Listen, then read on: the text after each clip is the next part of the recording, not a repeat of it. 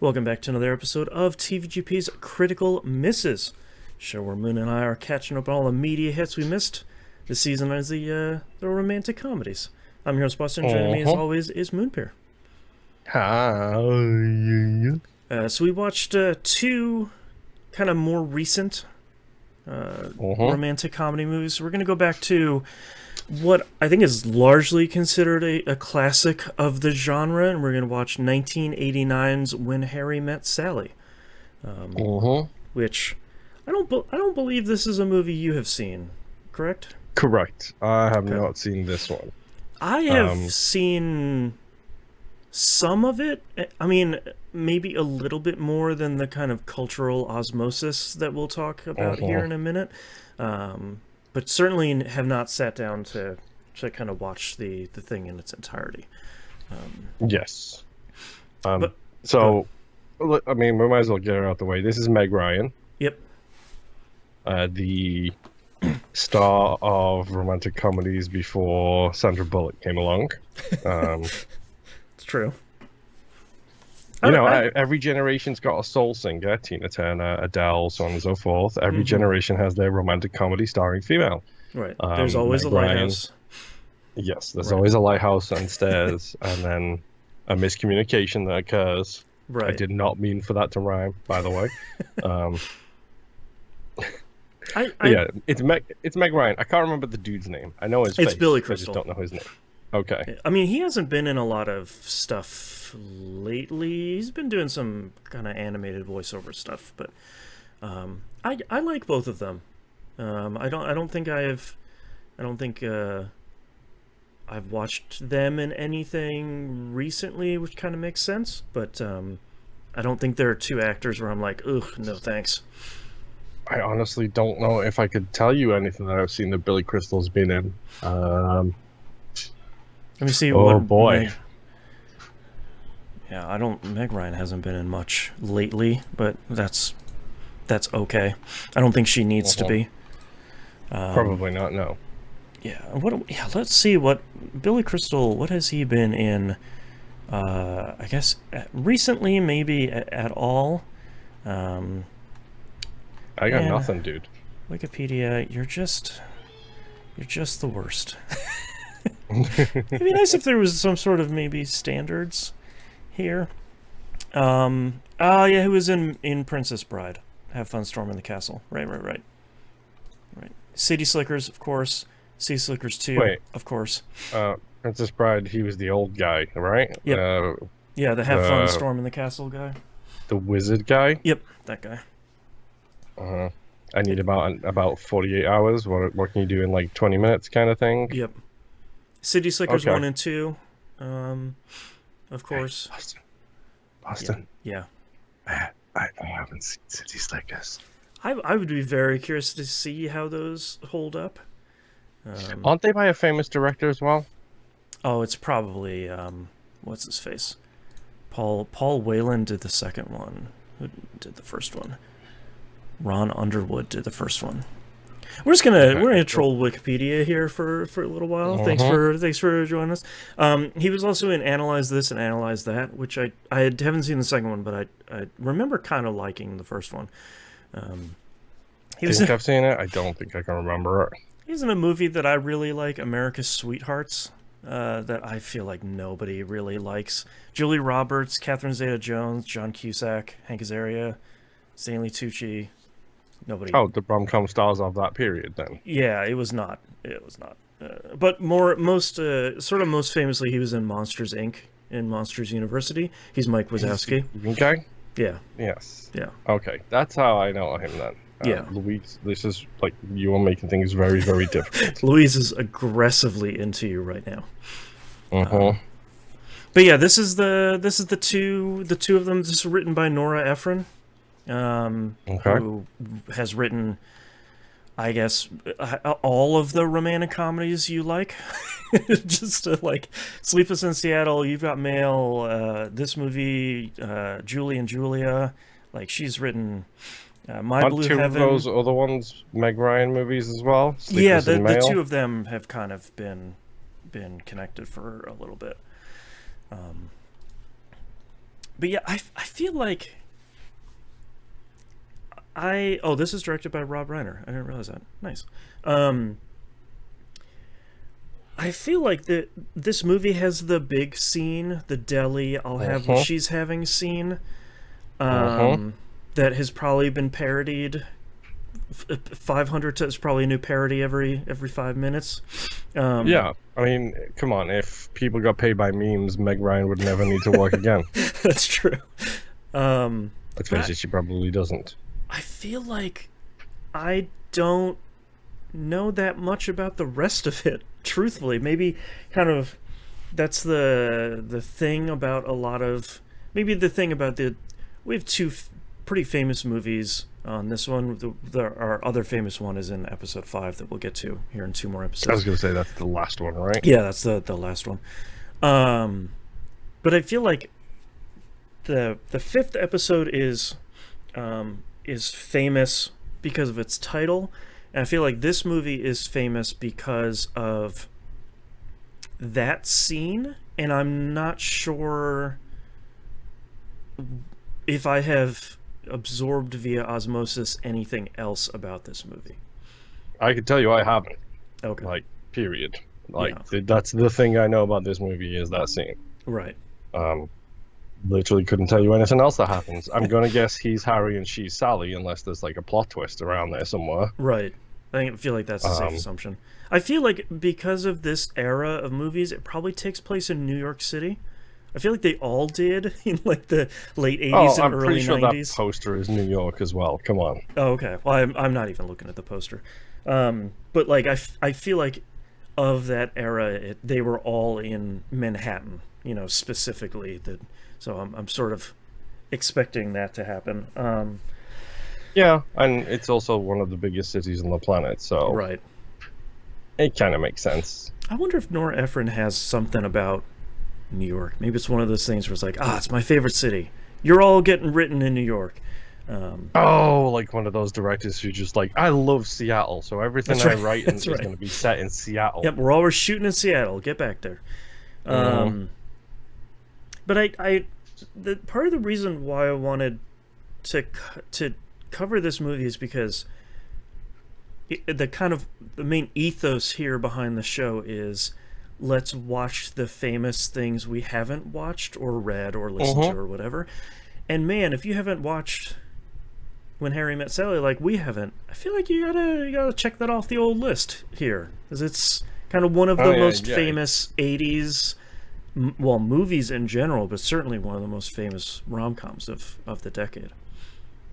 Correct. I'm curious. Do we get it? Is this one of those happy ending ones, or is this a serendipity, sign $1, phone number and $1 kind of crap?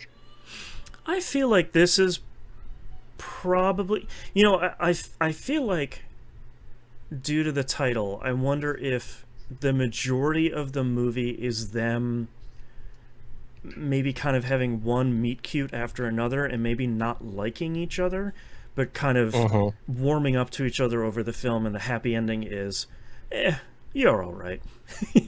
And then they like ride off in the sunset. I wonder how much you're of it all right is the I know of the 80s is what exactly. You're saying? Yeah, exactly. Like, wait, you'll do.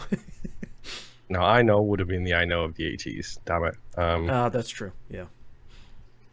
If it was in the first film, that's a different question. Right. I don't know.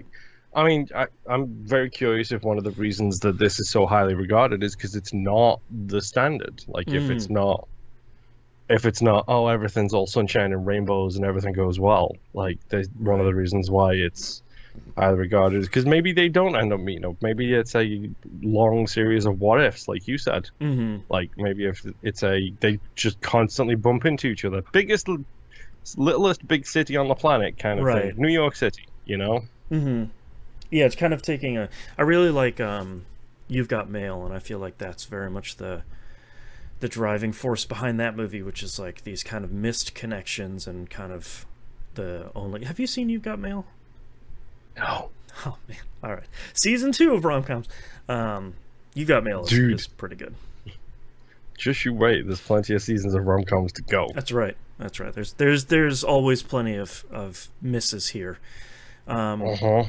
I don't know if I don't know if I have anything else more here for When Harry Met Sally. I kind of want to just dive on into the romance and the comedy. Yeah, I mean it's that scene too, which I'm very curious. Did Meg Ryan get a lot of crap for that scene, which at the time? Oh yeah, good question. I'll have to see 'Cause if I can figure out if that was culturally well received or not.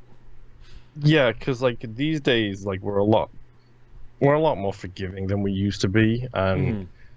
America as a whole is getting better about that kind of stuff. But still, the S word is something that you don't talk about in America. Period. Right. You especially don't show it, and simulated noises like that. Right. I'm curious if they did not go down well. Hmm. Come on, it's 2023 at this point. We've had that whole TikTok trend last year or the year before of women proving they can fake cry, which is just sublimely toxic. I'm Like, I'm I'm happy I missed that thing. oh, it's really bad, dude. You Yeah. do not want to go down that rabbit hole. Goodness. Yeah, we'll Um, have to do if anyone is maybe listening to the show for the first time in this season of this episode, we don't really go and look at anything for any of these movies uh-huh. or albums or whatever. Before we do, I will pick a poster to put here on the video version, but that's really it, because we don't really want to see that this is like, the most derided movie of the 80s or the biggest comedy of 1989 or anything like that, or like the Yeah, best received, or we don't look at sales or reviews no. or anything like that until after the fact. Yeah, yeah, because I feel like it's really easy to poison the well on a lot of that stuff, especially for me, of like, oh, this movie hasn't aged well. Yeah, of course it hasn't, because it came out in '89. So I'm expecting there to be some spicy stuff in there. But Yeah, I don't I have a really hard time with, if I read someone saying like this is the worst rom com of the '80s, then that's the thing that's always in my brain of like, yeah, when's the bad part coming? And I'm not really just sitting there and uh-huh. enjoying it, which I feel like Yeah. I isn't mean, fair. after the fact, we might do we haven't yet, but it might be an interesting idea. To take two 5-star and two 1-star reviews and just be like, where is Right. the range here? Right. Um, Yeah. but yeah, it's one of those things. Like we literally go in trying to know as little as possible, and on some movies, that's great. We can talk about a lot of cultural things that we've absorbed. Mm-hmm. Um, we've had that a lot over the years. Like, and then there's certain ones where you don't know anything. Go listen to season 1. Yep. And listen to Boston be like, is this the movie with the with the safe? And it's like, no, this No, is Too that's Fast, Too Furious. that's right. We're Not not there we're yet. not at safe time yet. Yeah. Uh-huh. Yeah. Or go listen to the first episode of the Alien season for one of the biggest cultural misses of all time. Oh, I That's still love that's a that. classic. It's such a good moment. Yep. All right. Well, on that note, let's go watch the film. Sure.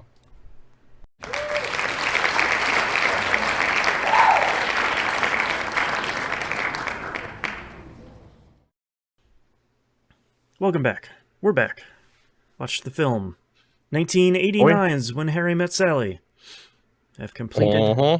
the film. I think the thing that kind of struck me here that we kind of accidentally did was we had two slice of life movies kind of back to back. Uh-huh. Uh, both these two movies are sort of accidentally, shockingly similar. Uh-huh.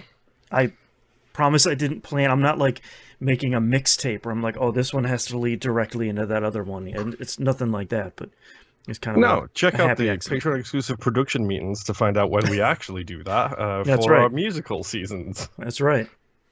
But yeah, I was kind of pleasantly surprised to find that this was a slice of life movie in a kind of an unexpected way. Yes, I literally cannot remember what we predicted, just for the record. Yeah, everyone who's listening to this episode, maybe about 5 minutes ago, we're saying like, let's go watch the movie. For us, that was a little over a week ago, and weeks are long. So I mean, I probably should have listened back to that. I also don't remember what we predicted, but that's fine. Yeah, but the problem is you can't listen back to it because you only have your half and I only have my half. I know. Well, I got And there's the a- video version. It's got both. Ah, crap. Yeah, you do have both, don't you? Crap. I do. I don't. I'm only doing like 4 recordings at once. It's fine. No, not a problem at all. I don't see. No, not at all. I don't see how anything could ever go wrong. I'm tapping wood as we speak. That's right. I think the thing that I was kind of surprised about with this movie, kind of as connective tissue, were the kind of fake interview segments for long-lasting couples. These almost like documentary style interview things that I thought was actually really cute. Like I feel like it was a nice kind of thing. Most of them were cute. Okay, Some is there of them one you not. have an issue with? There's one I have an issue with, yes. Okay, which one's that one? It's the arranged marriage one. That's Oh, later sure. in the movie. It's a little has not aged well at all ish. Yes. Yeah. The husband does all the talking. The wife doesn't say a single word, and he's talking about how, this woman was available for marriage, so I wanted to know how she looked, so I snuck into the village and looked. Yeah, I'm kind of impressed at how well most of this movie aged, but that was definitely one of those things where I was like, okay. But it's from 89, so, stuff isn't going to age. Yep. Also, who knew we were doing a time travel movie as well? That's right. That's right. Yeah, I think I like Billy Crystal's portrayal of like a young, like late teens, early 20s kind of dirtbag, cocky know-it-all dude in the opening segment here. They also do a very good job of making them look a lot younger. Now, I don't know if that's the over-application of makeup on her part and him having short hair, but yeah, it's minor spoiler for my second time frame thing here. So Harry's just a nihilist, right? Like that's the key pretty to much. Harry's character is he just what's the point of life kind of thing. Right. Yeah. I think one of the best moments I think of this whole intro thing is him chewing up the grapes and spitting it on the window, and his first reaction is, "I'll roll the window down." It's just like it's so gross. That's not the problem, but it's a really great piece of writing though, because immediately you're like, this scumbag, huh? All right, I see what you're all about. Yeah. Also, how much of a time was innocent when you are literally giving your friend's boyfriend a ride and you've never met them? Right. Yes. Innocence. The 80s were a very different time. Let's say less exposure to the horrors of the world. Thank you, Internet. That's right. On that front. Right. Speaking of horrors of the world, how are you, Boston? I'm good. I'm wonderful. Things are in 2023. Things are great. Everything's great. But I do. It feels like a pretty good setup for them to meet. Like, well, both of you are going to New York. Why wouldn't you go together? And it's like, okay, I mean, I've never met this dude. Oh, he's just full on making out with his girlfriend here. Okay, cool. Let's go. Has a real. I like that shot of her. She honks the horn and then smiles at him. Yeah, sorry. It's just like it's real good. Because Boston, the reason you like that shot is because you've done it. Oh, my hand slipped. LOL. Sorry. I get in the car. 100% can see you have done that in the past. Oh, the horn works. Anyways, let's go. Just test it in the car. But the intro segment here is their meet cute but also the kind of thesis statement of the movie of, can men and women be friends without sex getting in the way, which feels like the answer to that in 2023 is yes, by the way. Sure. Just so you know. It's been a couple decades. We've figured it out. You know, we've evolved a little bit, maybe. Any respectable man is not blogging about how women are not as intelligent as men. Right. Yeah, Sorry, there's definitely not like millionaire YouTubers out there or anything. Yeah. Talk about nihilists, am I right? Look at the two of us. Oh, dude. I have never related to and hated the character as much as Harry in this movie. Yeah, he's a lot. Billy Crystal leans all the way into this in kind of an entertaining way. I realize that came across as a little bit of a joke, but I'm being actually pretty serious when I say that. Like, I hate everybody. Like, I hate everything. Like, I genuinely, you've got to do something to bring me from the hate spectrum. Like, you know that whole review thing of like reviews start as a 10 and then it gets chipped away down. That's my level of hate for everything. It starts at a 10 and you have to chip it down until I thought you were going to say it starts at a 0 and I'm building it up grudgingly. No, it goes the other way. Okay. I start at a 10 and it goes downwards. But at the same time, I also have a big heart. I also have a lot of giving in me, which is not something that he seems to have until literally the last scene of the movie. Right. Yeah, I hate him and relate to him so much because it's like, yeah, what the hell is the point? Who cares anymore? Yeah, and just like he plays that age so well. You know, to skip forward a little bit, the famous scene in the movie is just like when she's like, "How do you know?" And he's like, "Come on, man, I know." She's like, "Well, no, how do you really know?" And he's like, "Come on, man, I know because I know. Come on, am I gonna be bad? Come on, I know." And like that self-assured confidence is kind of his thing throughout the majority of the movie until they kind of have their big blowout at the end of the film. But I like that. I like that he plays the character so well of just like, yeah, man, I'm good. You know. Yeah. I know. Everyone knows. Come on. He's so brash and overconfident. That is something I don't have in common with this character, is I am not brash and overconfident. I'm quiet and reserved. Right. But yeah, he pushes the buttons and envelope and boundaries. I'm mixing my metaphors, but I don't care. Whatever you can push, he's pushing it. He gets. Yeah, exactly. Yeah. It's like the two buttons meme. Ask an awkward question and make someone uncomfortable, and he's hitting them both at the same time. That's right. But I think part of what I like about that is that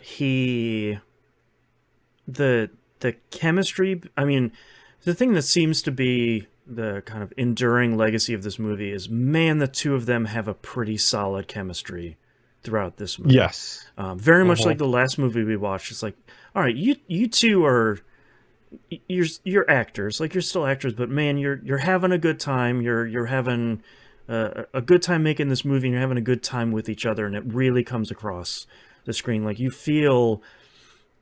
The thing that I think I like a lot about this movie is that the evolution of their relationship feels so natural. Like it feels like neither of them genuinely like each other in that kind of intro section. Like per kind of the thesis of this movie, sure, he'll sleep with her, whatever, but I don't like him. You know, like that. Yes, he very much has that attitude, but they genuinely do get closer over the movie in a way that I feel like, because you're seeing these snippets of their everyday life, I feel like that evolution does feel really natural. And you get a pretty good look into their kind of daily lives. Like, I had like these wonderful 80s flashbacks through most of this movie where the two of them are talking to each other and watching Casablanca at the same time. And the moment of I think it was her saying like, "Oh, I'm watching Casablanca," and he says, "Channel?" She goes, 11. He says, "Oh, thanks." And the two of them are just watching the movie together. I'm like, man, what a world Mm-hmm. that was, huh? It's Netflix and chill before Netflix and chill. It's Yeah, Discord viewing parties or Twitch viewing parties before they right. existed. Well, and my wife and I, when we were dating across the country, we were watching stuff on the Xbox 360's Netflix app where you both could remember that one where they had like everybody sitting in the Mm-hmm. movie theater at the bottom. Like we were watching Netflix with that across the country, and I'm like, man, there's of course still allegories. I'm sure there is a, a pandemic lockdown sort of similarity that you can probably draw with Harry Met Sally here and some of this stuff, but. Um, Yeah, see, for me, I just did it the old school way where we both got to the same frame and then counted down from three, and mhm, then hit play at the same time. right. Except the only problem with that is when you're watching a version that has 5 additional seconds in it, and then all of a sudden, halfway through the movie, everything becomes desynced, and you're like, hold on. Oh, you have the special Ultimate Edition. I only have the special edition. Okay. Go Uh-huh. back to chapter 5. Let me tell you, watching Blade Runner like that was a nightmare. Great. It's good stuff. Um, Uh-huh. but I feel like this movie is kind of interesting to talk about because very much like the last movie, a lot happened and a lot didn't happen at the same Mm-hmm. time. Like it's kind of the inherent challenge of these slice of life movies is yeah, there's a whole lot of little things. They go to a sharper image at some point if you wanted to know how 80s this thing was. Um, What is Shopper Image? I don't even. Is that the toy store that he's in, yeah, essentially? it's essentially in It's like the Spencer's 80s and Gifts, but less no, adult stuff. no, so yeah, not really cuz Spencer's Gifts is always like here's gag gifts and like adult stuff and gross stuff. Sharper Image was very much like are you going through a midlife crisis and you have a ton of money cuz you're working in the banking industry? We've got a bunch of toys for you and they're super expensive. Okay, Like it's the airplane catalogs. 100%. Very much that, yeah. And it's funny because like they call the karaoke machine a singing machine. It's like early Hmm. enough that we haven't even stole that word yet. Um, Dude, it runs on cassettes. it does. Like it has a front and a backing cassette deck It's for it. So it's so good. Um, One thing I didn't know about this movie was that Carrie Fisher is in it. totally lost my mind when her name showed up in the credits. I was like, wait, Right. what? Number one, I love a good movie with some opening credits, and this one is just white text on a black screen with a bunch of music. And it's like, yes, great. Mhm. All right, we're in some classic stuff here. So now that we've talked about that, do you Yes, prefer that thing where it is the they have like it's the title cards. yeah, the title card, then maybe 5 or 6 credits, producer, so on and so forth? Or do you prefer the modern day thing of the title card is literally the last thing in the movie, aka all Marvel movies after like phase two kind of thing? Oh, I don't know. I kind of like the kind of classicness of having this. This is probably one of the more stripped down ones. But if you watch, even go back to watching like Snow White or something like that. Like it's just here Mhm. are the actors and the animators' names, and here's like a painterly background, and or like a color on the background, and we're gonna just show everybody here and who worked Yeah. on the movie. And I don't know, I kind of dig that. We don't really see that often because I feel like majority of the time we're getting it like in the super small in the bottom of the corner. It's like Robert Downey Jr. is in this movie, and the big in the middle it's Dubai, and Iron Man is flying in or something. So See, we don't get that. as a movie going experience, I think going into the theater itself, I prefer the modern day thing of no title, no credits, no nothing. I know the name of the movie. I paid for the ticket. It says it right Sure. here on my ticket and on the little LED Let's just get display in to it. front of the screen and on the Right. 16 posters that I saw walking in. And I've sat through 25 minutes of credits to be, 25 minutes of trailers to be Yeah, here, that's the good including stuff. that stupid AMC Nicole Kidman one for the 50th time. Yeah. Get me in the movie now. Now. Right. Right now. Right. Like, if I'm at home, it doesn't bother me either way at all. Mm-hmm. But if I'm going to the theaters, you are giving me the instant start because I've had enough waiting around. My butt is already numb, my hip is numb, my I feet are numb. already have to pee. I'm 6 foot tall, and these chairs, even the recliner ones, do not do well for me. Right. So let's But just get the movie started, please. in this one, we do get the surprise of like Billy Crystal, Meg Ryan, and it's like Carrie Fisher, and I was like, wait, I'm sorry, what? Okay, great. Uh-huh. And I'm sorry, I didn't realize the Queen was in this movie. that's that's right.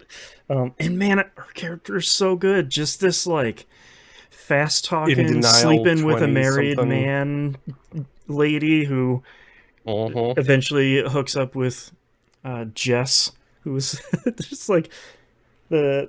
I wonder how much of the Seinfeld problem this movie is, though, because when everyone doesn't know the Seinfeld problem, if you go watch Seinfeld now for the first time, it's not as funny because every other sitcom has done the Seinfeld thing or the Everything that's Seinfeld done jokes. several So it's times. yeah, so you're like, oh, I remember all this.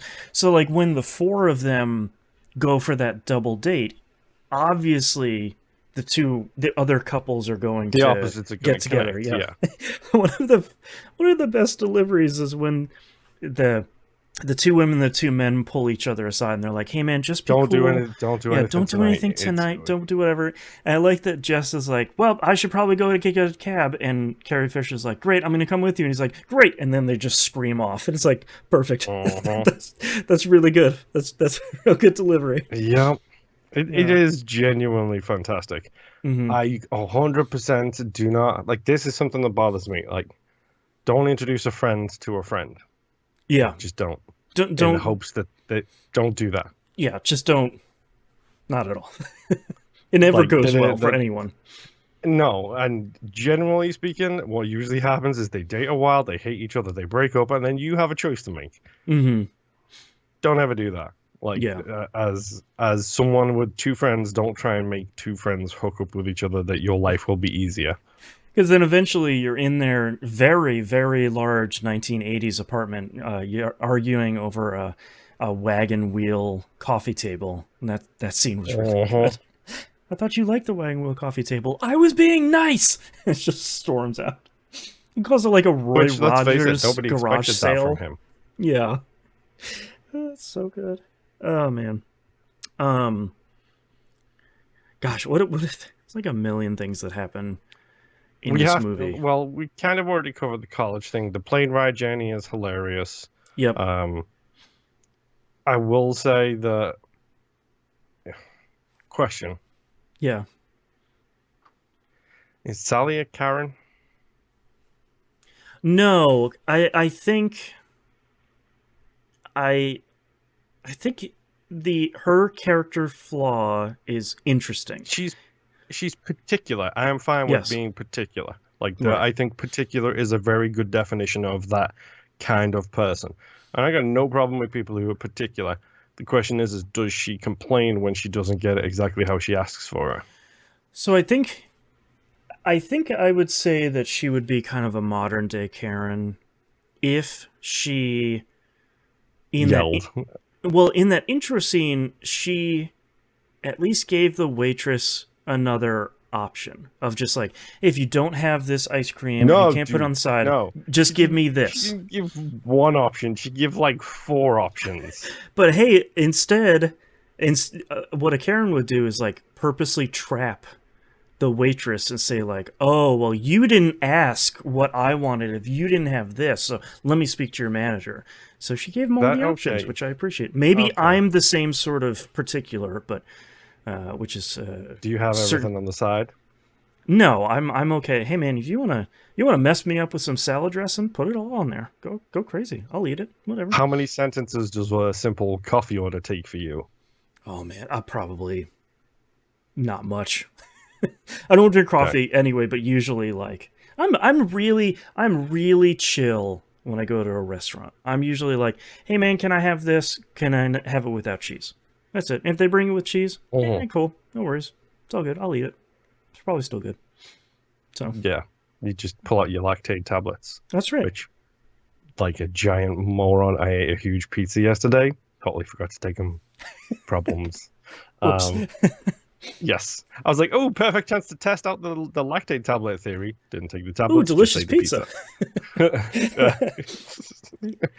So that's the thing is like because I don't mind people being particular. Yep. It's the speed of the delivery, and I get it. If you've delivered this order hundreds of times, which you probably have because you're used to ordering things exactly how you want, Hmm. slow the hell down.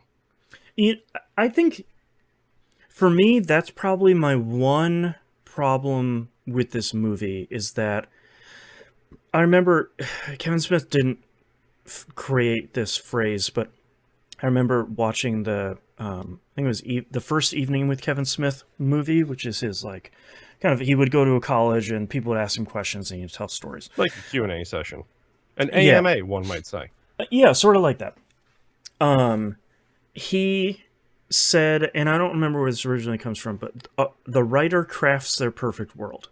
Was kind of his thesis for an answer of a question, and I was thinking about of that when I think of a movie like this, where the writer and the actors really love the script, and 95% of the time it's delivered pretty naturally. But every once in a while, there's like, some of her orders don't feel supernatural. Some of the, Supernatural? What's that you say? Wayward Sons on that's right, Wayward Sons. patreon.com/E1M1? That's right. The ones are numbers. But like, there's some of the jokes that Harry tells that feel very. I have memorized them from a script. I'm reading them from the script, and that's not the world's biggest problem, but I tend to notice that stuff. And some of those orders feel very much like if it was a movie from modern day, I would have said, "Oh, well, Sally just does the thing that I do where, oh, we've agreed to a restaurant. I'm in the car looking at the menu on my phone, so I know exactly what to order and what I need to do by the time we get there and sit down." Yeah. That sort of thing. But I don't know where I was going with that. But yeah. It's a slight thing that feels a little off for you Yeah. for this movie was the point of that. See, the funny thing is I generally am very accepting of people as they are. I Mhm. actually don't have a problem with either of these characters. No. Like her being very particular, I could see being very annoying. In fact, it literally comes up later in the movie, in like the final scene. Yep. Um, But like in a and way that you can see that that's endearing for Harry.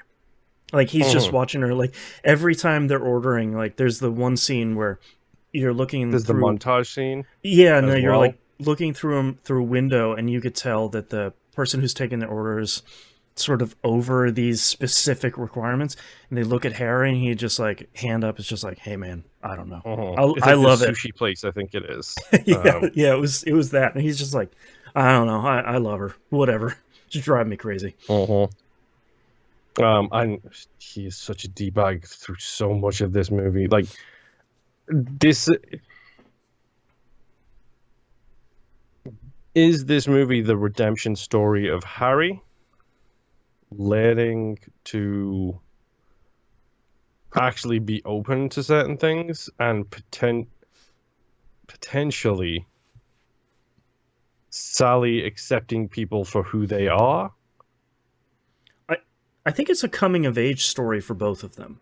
Like he needs to Uh-huh. finally grow up and say like, hey man, you've been in love with this woman for like 10 years, and maybe you should get over yourself and do something about it, and Uh-huh. stop stop holding yourself for this woman that's not going to come back. And Yeah. then Sally needs to be better about maybe kind of not shutting people out of her life so quickly, and kind of letting, like you said, like letting herself open up to the potential of this humanity's most annoying human that she's maybe Uh-huh. actually in love with. Yeah. Um we need to talk about the couple of notes I made here because there's We haven't really done it scene by scene, but this is a hard movie to do that for. Yeah. I do love Carrie Fisher's Tinder Rolodex when she finds out that they're breaking up. The specific, I laughed out loud a lot in this movie. It's genuinely very funny. But when she's holding up the little Rolodex card and someone goes, "Oh, he's married," and she goes, married," and she just dog ears it and puts it back in. It's just like that's a really good piece of like, saving that one. Okay, like that's real good. I love that scene. That is a very, very good scene. We have a season dedicated to this, but we need to talk about the quote-unquote meme part of this movie, which is the cafe scene. Yeah, the famous deli scene, the "I'll have what she's having" scene, which I also didn't know was the final line in that scene, which is actually pretty good. I knew that was the final line. I did some research. The deli is still open. Yeah, the deli still exists. Yeah, hugely famous deli in New York. Yeah. And that they have that table with a little plaque on it that says "When Harry Met Sally." I hope you have what she had. That's really good. Which is great. It's really good. Also, didn't know half of that scene was made up on the spot. Yes, I was also surprised to find that out as well. The writer credits Meg Ryan for the scene, and it's like, just saying like, "Hey man, I'm gonna go for it." And also, apparently, the "I'll have what she's having" line was Billy Crystal's idea. Yeah, and the woman is Rob Reiner, the director's mom. Well, that's nice. Yeah. Also, didn't realize that, as far as I could tell, this was the piece of media that popularized the high maintenance sort of person. This wasn't really. It wasn't really responsible for that. Yeah, this and the transitional relationship, where you're kind of between big relationships and you kind of have those like one or two kind of smaller ones. This seems to have popularized that as well, which is interesting because, you know, all of this stuff has to come from somewhere, and for it to be like that in this movie is pretty cool.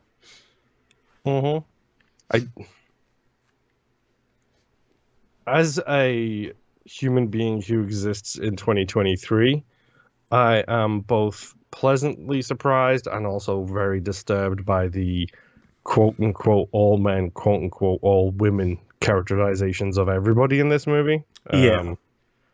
That is both good and bad.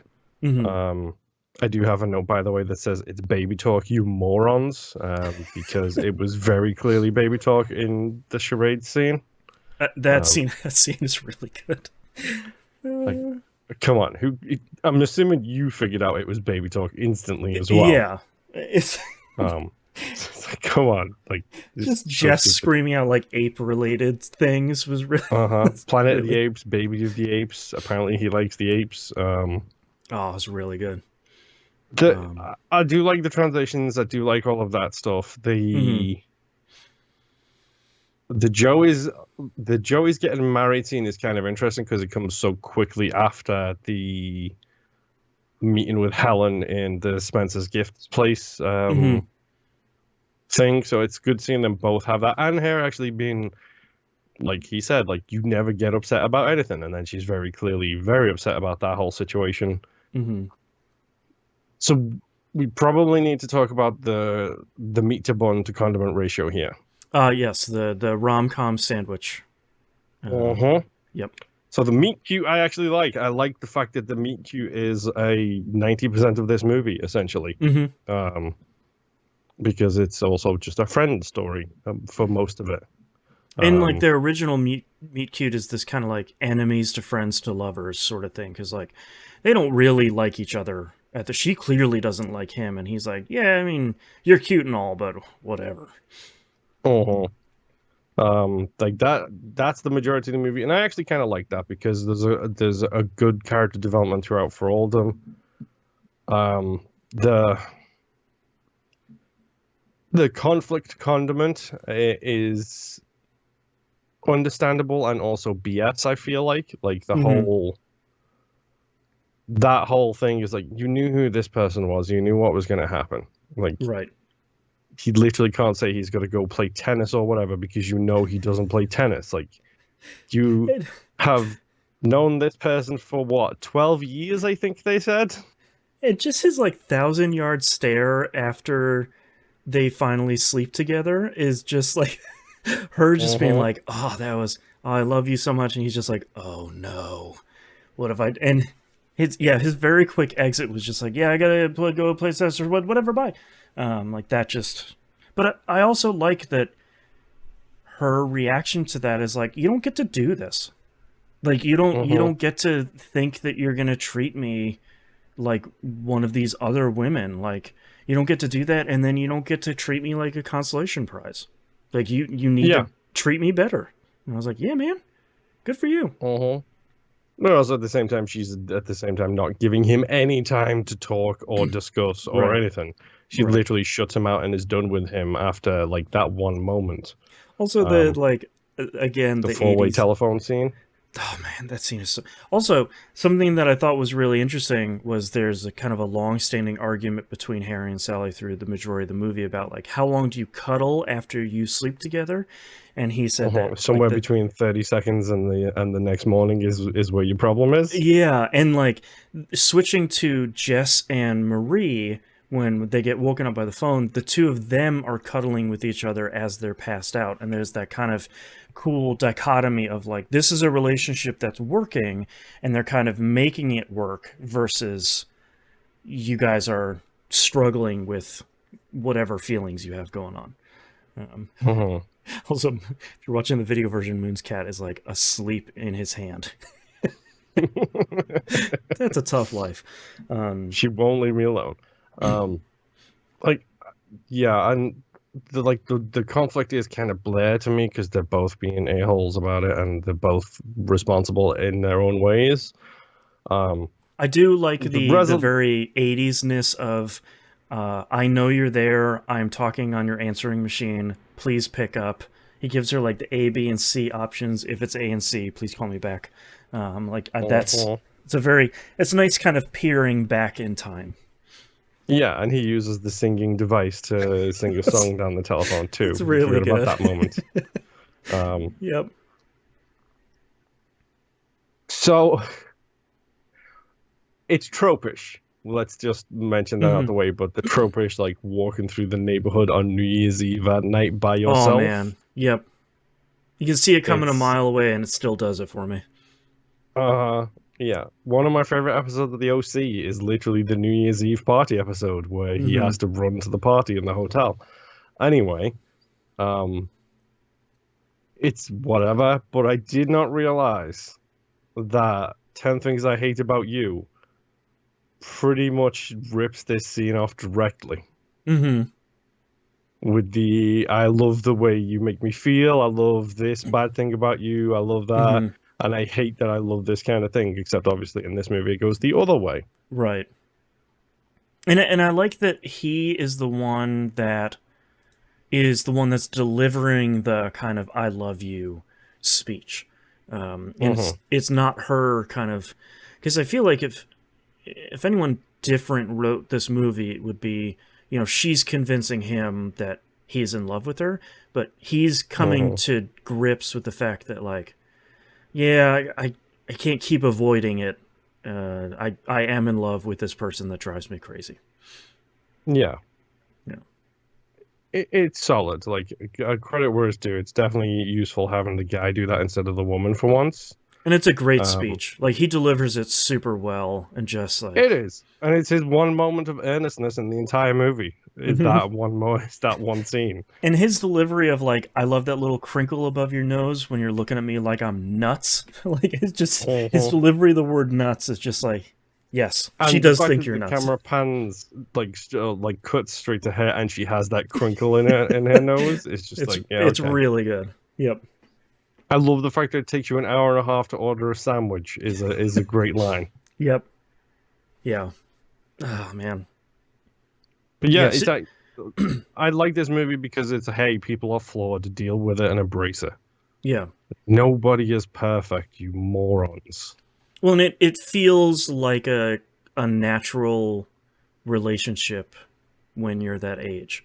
Also, also like someone who's 41, I really like the line when Sally is kind of melting down, where she's like, "And I'm gonna be 40," and he's like, "When?" She's like, "Eventually." He's like, "Yeah, in 8 years." Like just her But then, spiraling. but I do like the fact that she's like, it's different from men because you A guys like 100%. you guys can have kids when you're older. For us, it's like a dead end staring us down, which Who is a did? great metaphor, by the Well, way. and who Um, was the one that she said like, Charlie Chaplin had kids at 73. yeah, and Yeah, he's but he like, was too old to pick them it's up. too old to pick him up. That's a really good line. Thank you, Billy Crystal, Uh-huh. for being you. Um, Uh-huh. yeah, I agree. I liked this a lot.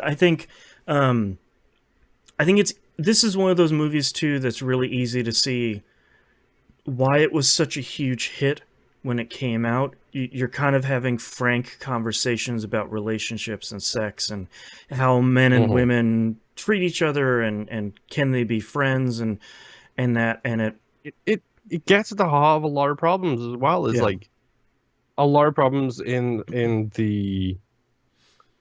the conversations between the genders is the agendas between them both. right. It's like it gets rid of that entirely, where it's just like, Hmm. yes, look, this is what can maybe happen when you talk openly and honestly about stuff. Like the fact that they talk about everything is great, Yeah. and it's cool that it's represented at a time when, let's face it, all of the males in the audience would have been like, no, that's not right. Women Yeah, should be at talking home about in the my kitchen. feelings. I guess that's still 2023, but sadly. Yeah, Um, less so, less so, but yeah, still not good enough. yeah. But you can see watching this in 2023 for the first time, you can see why it's a classic, and Uh-huh. you can definitely appreciate like this is it's obviously dated because it was from 89, but so much of this still feels pretty applicable and still feels pretty timeless in a way that I think a lot of stuff that we watch kind of isn't. Yeah. Yeah. Um, I will say one little piece of trivia I learned was during a test screening and the diner scene, Hmm. all of the women in the audience burst out laughing, and all of the men in the audience were silent. It's a very funny scene. Uh-huh. I like Billy Crystal in that scene just sitting there like, mm-hmm, you're doing this in public? All right, keep going. I'm not going to bother you. Feel free. Yep. Um, Rotten Tomatoes has this movie at 91% on the tomato meter. Seems about right. And Okay. 89%. Almost overall positive. Yep. And 89% for audiences. And Letterboxd has this at a 4.0 with Okay. 12,000 ratings. What does the IMDb say? 7.7 out of 10, That 226,000 feels low. ratings. Yeah, I'm kind of surprised about that, but that that feels a lot like I don't like romantic comedies, and they're asking me to rate something. It's a 1. Feelings, bleh. You know, Hold like on. Does IMDb have the best feature of all times when it comes to this kind of stuff? Hold on, let me just pull up there when. are. So out of that, there's 1,465 one-star reviews. Yeah. Yeah, most of them are 8s. 69,000 were 8s. I So would put this at an 8 or a 9 if I'm completely honest. yeah, I think I'm right there with you. I think it's I think it's a really solid rom-com. It's a classic for a reason, and I liked it. I had a lot of fun with it. I thought it was funny. I thought it was touching. Like, I think it's kind of everything you want in a rom-com. Is it did the rom and the com funny really well. So Uh-huh. yeah. Jeez. Oh, no, what did you find? I'm looking at 1-star reviews Oh because no. they're great. This movie has no storyline, and the man has manners that belongs in a pigsty. What? Welcome to people. What? What are you talking about, man? Billy Crystal is no ladies' man, and the customer's one was the first mistake. I mean, He He's a might be. comedian. He is a funny man. That is what gets the ladies. I don't know. I thought he was pretty charming in this movie. He was Like, cute as hell in this movie as well. yeah, I give him my number in '89. Yeah, sure. Why not? Oh my god, this is hilarious. Yeah, anything you love, go read 1-star reviews of. It's so good, Hilarious. man. Uh-huh. All right, any final These were notes from, about 2006, 2015. Oh, boy. One is 2022. Who says there is zero chemistry between the leads? Okay, sure. Okay, sure. I don't know what movie you were watching, bro, but okay. Yeah. Yeah, it's a good movie. It's probably in the high 7s to mid 8s for me. Yeah. Very solid. Yeah, and it passed by pretty quickly. Like it was what, 1 hour 35, Something around there, yeah. Yeah, and pretty didn't pretty feel solid. like it was dragging at any point. So Yeah, good for the movie. I liked it. Me too. Yeah, that's What was the time? that is one of our 2 classic movies here. We're not going to be watching a classic for the next one. We'll get to that for the very 5th one. But thank you very much, everyone, for listening and watching. We'll see you next time. Bye. Boy.